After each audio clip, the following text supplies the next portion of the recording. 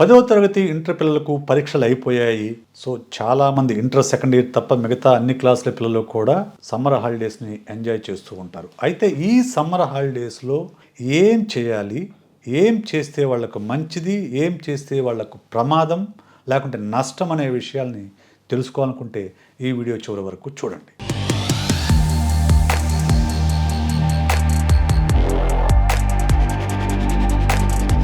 Hi, hello, welcome back to my channel psy talks. నేను మీ psychologist Vishesh. Summer holidays అనగానే నా తరం వాళ్ళకైతే, నేను మా తాతగారి దగ్గర పెరిగాను.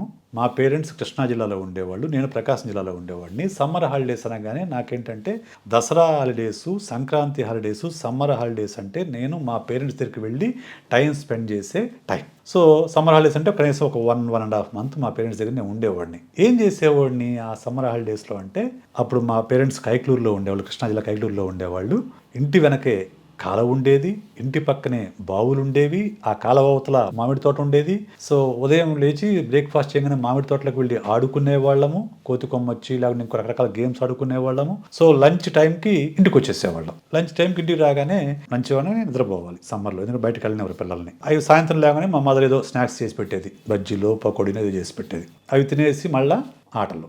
నాకు బాగా గుర్తుంది, అప్పుడు మేము ఏం చేసేవాళ్ళం అంటే, ఈ కోతి కొమ్మచ్చి ఆటలతో పాటు నేను కొంచెం రైటింగ్ స్కిల్స్ ఉన్నాయి చిన్నప్పటి నుంచి నాకు. దాంతో చిన్న చిన్న నాటికలు లాంటివి రాసి, మేము అక్కడ ఉన్న ఫ్రెండ్స్ ఒక 10 మంది దాకా ఉండేవాళ్ళు, నా వయసు ఉన్న వాళ్ళు అందరం కలిసి చిన్న నాటికలు వేసేవాళ్ళం. సో ఇటువంటి స్కిల్స్ అన్నీ కూడా, ఇటువంటి పనులన్నీ చేశాను కాబట్టి నాకు ఇప్పటికీ సమ్మర్ అంటే కైక్లూరే గుర్తొస్తుంది. కానీ ఇప్పుడు ఏమైంది, ఈ తరానికి సమ్మర్ అంటే గుర్తు చేసేది ఏంటంటే mobile, TV. Majority of the children సమ్మర్లో మొబైల్ గేమ్స్కి అడిక్ట్ అవుతున్నారు, లేకుంటే టీవీకి అడిక్ట్ అవుతున్నారు. దీని నుంచి తప్పించుకోవాలంటే మనం ఏం చేయాలి అనే విషయాన్ని మనం ముందుగా డిస్కస్ చేసుకుందాం. అలాగే సమ్మర్లో మనం జాగ్రత్తగా ఉండకపోతే, పేరెంట్స్ జాగ్రత్తగా ఉండకపోతే జరిగే ప్రమాదాలు ఏమిటి? ఉదాహరణకు, మనకు చాలామంది పేరెంట్స్ నెగ్లెక్ట్ చేసేది ఈత. మీ పిల్లలకి ఈత రాకపోతే ఎప్పుడైనా ప్రాణాపాయం రావచ్చు. చాలా సందర్భాలలో మనము పిల్లలు ఈత రానప్పుడు మునిగిపోయి చచ్చిపోయే ప్రమాదం ఉంది. మనం టీవీలో చూస్తూ ఉంటాం, పేపర్లు చదువుతూ ఉంటాం. అంతెందుకు, నా జీవితంలో నేను 3 సార్లు మునిగిపోయి చనిపోయే దాని నుంచి తప్పించుకున్నా. ఒకసారి చిన్నప్పుడు గేదెలను తీసుకెళ్ళి వాగులు కడుక్కొని రావాలి, తెలియకుండా లోతున్న వైపుకి వెళ్ళాను, మునిగిపోతుంటే ఎవరో పట్టుకొని లాగారు. ఇది ఒక సంఘటన. రెండోసారి ఆ పొలంలో బావులు ఉంటాయి, దిగుడు బావులు. ఆ దిగుడు బావుల్లో నేను మా కజిన్స్ ఈత కొడతా ఉన్నాము. నాకు ఈత రాదు, వాళ్ళకి ఈత వచ్చు. నేను ఈత రాకుండా మా ఒడ్డును కొడతా ఉన్నాను, పొరపాటున కాలు జారి లోపలికి వెళ్ళిపోయాను. ఇంకొక కజిన్ నా జుట్టు పట్టుకొని పైకి లాక్కొచ్చాడు. మూడోసారి కాళ్ళు ఈత కొడుతూ ఉన్నాను, మునిగిపోతే మా తమ్ముడు పట్టుకొచ్చాడు నన్ను బయటికి. తమ్ముడు పట్టుకొస్తే నాకు చాలా సిగ్గేసింది.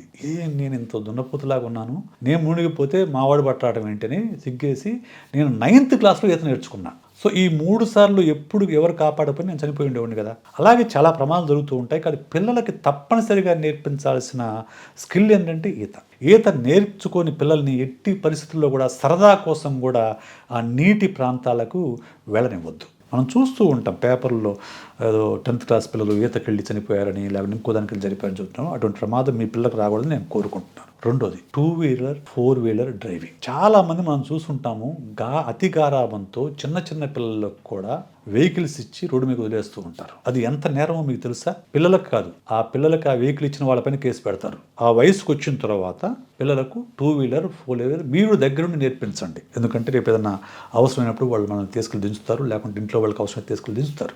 నేర్పించకుండా వాళ్ళని ఎట్టి పరిస్థితులు కూడా వాళ్ళకు 2-వీలర్ కానీ 4-వీలర్ కానీ ఇవ్వద్దు, ఇచ్చి వాళ్ళ ప్రమాదాల్లోకి మీరు తొయ్యొద్దు. మూడోది, మొబైల్ ఫోన్. అతి పెద్ద భూతం ఈ రోజుల్లో. ఎందుకు? మొబైల్ ఫోన్ అనేది ప్రతి 6 నెలలకి మోడల్ మారిపోతూ ఉంటుంది. కొత్త మొబైల్స్ కొనాలనే కోరిక టీనేజ్ పిల్లల్లో ఎక్కువగా ఉంటుంది. ఎందుకంటే మొబైల్ ఫోన్తోనే తమ యొక్క ప్రెస్టేజ్ ముడిపడి ఉందని, తమ యొక్క గౌరవం ముడిపడి ఉందని వాళ్ళు ఫీల్ అవుతారు. ఎందుకంటే వాళ్ళకుండే మొబైల్ని బట్టి వాళ్ళ ఫ్రెండ్స్ వాడికి గౌరవాన్ని ఇస్తారు. ఐఫోన్ ఒక రకంగా చూస్తాడు, ఓపో ఉన్న ఇంకో రకంగా చూస్తారు పిల్లలు. టీనేజ్లో సహజం. దాన్ని వాళ్ళు హార్ట్కి అలాగే తీసుకుంటారు. చాలా తక్కువని వాళ్ళు ఏం చేస్తారు, కొంతమంది పిల్లలు ఇంట్లో అడుగుతారు. ఇంట్లో అడిగి పేరెంట్స్ కొనివ్వనప్పుడు ఏం చేస్తారు కొంతమంది పిల్లలు, మనం చూస్తూనే ఉంటాం. ఆ మధ్యకాలంలో చైన్ స్నాచింగ్ పాల్పడే వాళ్ళు ఎక్కువ మంది చేసే పని ఏంటంటే మొబైల్స్ కోసము, గాడ్జెట్స్ కోసం ఆ డబ్బును ఖర్చు పెడతారు, విలాసాల కోసం, ఇందుల కోసం. మన పిల్లలు అలా చేస్తారని కాదు నా ఉద్దేశం. మొబైల్ ఫోన్ యొక్క ఇంపార్టెన్స్ ఎంతవరకు అనే విషయాన్ని వాళ్లకు తెలిసేలాగా చెప్పండి కూర్చోబెట్టి. దాంతోపాటు మొబైల్ ఫోన్ని పాజిటివ్గా ఎలా ఉపయోగించుకోవాలి, ఈ సమ్మర్లో మొబైల్ ఫోన్తో నువ్వు చేయదగ్గ పనులు ఏమిటి, పాజిటివ్ పనులు. వీడియో షూటింగ్ నేర్చుకోవచ్చు, వీడియో ఎడిటింగ్ నేర్చుకోవచ్చు, లాంగ్వేజెస్ నేర్చుకోవచ్చు, డ్రాయింగ్ నేర్చుకోవచ్చు, చాలా నేర్చుకోవచ్చు మొబైల్ ఫోన్ కనుక సక్రమంగా ఉపయోగించుకుంటే. ఇవి పిల్లలకు తెలిసేలాగా చెప్పి ఏదో ఒక స్కిల్ నేర్పించడానికి వాళ్ళని ఎంకరేజ్ చేయండి. దాంతోపాటు జాతీయ అంతర్జాతీయ యూనివర్సిటీలు చెందిన పెద్ద పెద్ద యూనివర్సిటీలు, ఆక్స్ఫర్డ్, కేంబ్రిడ్జ్, ఇటువంటి పెద్ద పెద్ద యూనివర్సిటీలు కూడా కొన్ని కోర్సులు ఆఫర్ చేస్తాయి. కోర్సెరా లాంటి దాంట్లో, ఉడెమీ దాంట్లో, ఎడెక్స్, ఇలా ఎంకరేజ్ చేయండి. ఎంకరేజ్ చేస్తే ఆటోమేటిక్గా వాళ్ళు పాజిటివ్గా ఈ సమ్మర్ను ఉపయోగించుకునే అవకాశాలు ఉంటాయి. సో ఇలాగ మొబైల్ని ఒక పాజిటివ్ వేలో ఉపయోగించడంలాగా పిల్లలకు నేర్పించండి. 4వది, సో సమ్మర్లో సాధారణంగా ఎక్కడ పడుకుంటారు? ఇప్పుడైతే మామూలుగా మేమైతే అప్పట్లో డాబా ఎక్కి డాబా పైన పడుకునేవాళ్ళం. ఇప్పుడైతే అందరికీ రూముల్లో ఏసీ వచ్చాక ఏసీ రూములు దాటి బయట రావట్లేదు. కానీ పల్లెటూరులో ఇప్పుడు కూడా సమ్మర్ అంటే డాబా పైన పడుకుంటారు. అయితే ఎట్టి పరిస్థితుల్లో కూడా చుట్టుపక్కల వాల్స్ లేని డాబాలో పిల్లల్ని ఎక్కనివ్వద్దు, అక్కడ పడుకోనివ్వద్దు. ఎందుకంటే ఒకటి వాళ్ళు దొర్లిపడవచ్చు, లేదా నిద్రలో లేచి నడుచుకుంటూ కూడా తెలియకుండా అదాటున పడిపోయే ప్రమాదం ఉండేది. కాబట్టి అటువంటి పనులు ఎట్టి పరిస్థితుల్లో కూడా పిల్లల్ని చేయనివ్వమాకండి. ఇందాక ఒకటి చెప్పడం మర్చాను. మొబైల్ ఫోన్లో అరవింద్ గుప్తా అని చెప్పేసి ఒక యూట్యూబ్లో ఒక ఛానల్ ఉంది. అతని ఛానల్లో ఇంట్లో దొరికే వస్తువులతో, మన ఇంట్లో దొరికే రబ్బర్ బ్యాండు, పూను, చిన్న అయస్కాంతము, ఇటువంటి వాటితో ఫిజిక్స్ ఎక్స్పెరిమెంట్ ఎలా చేయాలో అన్ని దాంట్లో వీడియోస్ ఉంటాయి. ఇటువంటి వాటికి ఎంకరేజ్ చేయండి. నాకు బాగా గుర్తు, నేను హై స్కూల్ డేస్లో ఉన్నప్పుడు నిత్య జీవితంలో భౌతిక శాస్త్రం ఒక పుస్తకం ఉండేది, రష్యన్ పబ్లికేషన్. 2 వాల్యూమ్స్ ఉండేవి.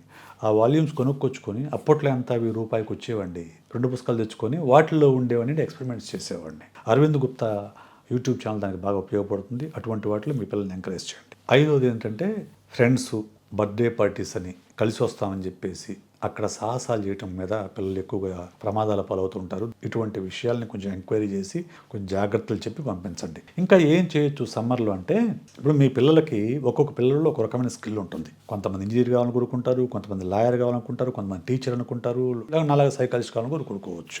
ఎవరికి ఏ ఇంట్రెస్ట్ ఉందో ఆ రంగంలో ఉన్న వ్యక్తులతో వాళ్ళని మాట్లాడించండి. అప్పుడేమవుతుంది, ఆ రంగంలో ఉన్న సాధక బాధకాలు, ఆ రంగం పట్ల ఇంట్రెస్ట్ పెరుగుతుంది, కష్టాలు నష్టాలు తెలుస్తాయి, వాటిని ఎలా ప్రిపేర్ అవ్వాలి, దానికి ఎంత ప్రిపేర్ అవ్వాలి, ఎలా చదువుకోవాలి, ఈ విషయాల మీద వాళ్ళకు స్పష్టత వస్తుంది. సో ఆ స్పష్టత కోసం అటువంటి వ్యక్తులతో కల్పించండి. మీ ఫ్రెండ్స్లోనూ తెలిసిన వాళ్ళు ఉంటారు ఖచ్చితంగా. లేదా ఎంసెట్, నీట్, ఇప్పుడు అందరూ అంతే కదా, జేఈ, ఎంసెట్, నీట్, మీ పిల్లలు 10th క్లాస్ అయినా కానీ వీటి గురించిన అవగాహన కల్పించండి. ఇంకా ముఖ్యమైన విషయం మర్చిపోతున్నాను, చాలామంది పిల్లలు చూశాను నేను, ఇంజనీరింగ్ పూర్తయి ఉంటుంది, బ్యాంకుకి వెళ్ళి అకౌంట్ ఎలా ఓపెన్ చేయాలో తెలియదు, డ్రాఫ్ట్ ఎలా తీసుకోవాలో తెలియదు. చాలామందికి మిగతా బ్యాంక్ ట్రాన్సాక్షన్ గురించి కానీ, ఫైనాన్షియల్ ట్రాన్సాక్షన్ గురించి కానీ ఎలాంటి అవగాహన ఉండదు. సో ఈ సమ్మర్లో వాళ్ళని బ్యాంక్ దగ్గర తీసుకెళ్ళి ఎలా ఉంటుంది, అకౌంట్ ఎలా ఓపెన్ చేయాలి, ఇటువంటి విషయాల మీద కనీసమైన అవగాహన కల్పించండి. ముఖ్యంగా పుట్టిన ప్రతి మనిషి తినాలి, తినాల్సిన అవసరం ఉన్న ప్రతి మనిషి కూడా వంట వచ్చి ఉండాలి. ఇది బేసిక్ స్కిల్ అన్నమాట.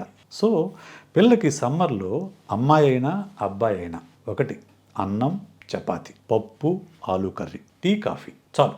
పిల్లలకు నేర్పించండి. నేర్పిస్తే వాళ్ళు ఎక్కడికి పోయినా ఒకరోజు ఇబ్బంది అయినా ఏమైనా కానీ వాళ్ళ లైఫ్ వాళ్ళు లీడ్ చేయగలరు. సో ఈ బేసిక్ స్కిల్స్ నేర్చుకున్నాను అనుకోండి, తర్వాత వాళ్ళు ఇంకా దాన్ని అవసరం అన్నీ నేర్పిస్తుంది, వాళ్ళు ఖచ్చితంగా నేర్చుకుంటారు. నెక్స్ట్ది, చాలామంది పిల్లలకు గతంలో అంటే అండి, ఇప్పుడు మా జనరేషన్ అనుకోండి, నా జనరేషన్లో నేను అమ్మ వైపు, నాన్న వైపు, నాన్నమ్మ వాళ్ళ చెల్లెళ్ళు, వాళ్ళ పిల్లలు, వాళ్ళందరితో కూడా మాకు సంబంధాలు ఉండేవి. కానీ ఈ జనరేషన్ మీరు గమనించండి, అస్సలు తన ఫ్యామిలీ తప్ప వేరే ఏం తెలియదు. మహా అయితే అమ్మ వాళ్ళ చెల్లెళ్ళు, అమ్మ వాళ్ళ అన్నలు, అంటే నాన్న వాళ్ళ చెల్లెళ్ళు, అన్నలు, అది కూడా చాలా తక్కువ, ఏదో ఫంక్షన్స్లో కలవటమే. అందులో మరి జనరేషన్ ఫంక్షన్స్ కూడా వెళ్ళరు కదా, ఎందుకంటే ఫంక్షన్స్ వెళ్తే నీట్ కోచింగ్ పోతుందండి, జేఈ కోచింగ్ క్లాసులు పోతాయండి, అందుకని పిల్లల్ని ఫంక్షన్ తీసుకురామని చెప్తుంటారు పేరెంట్స్.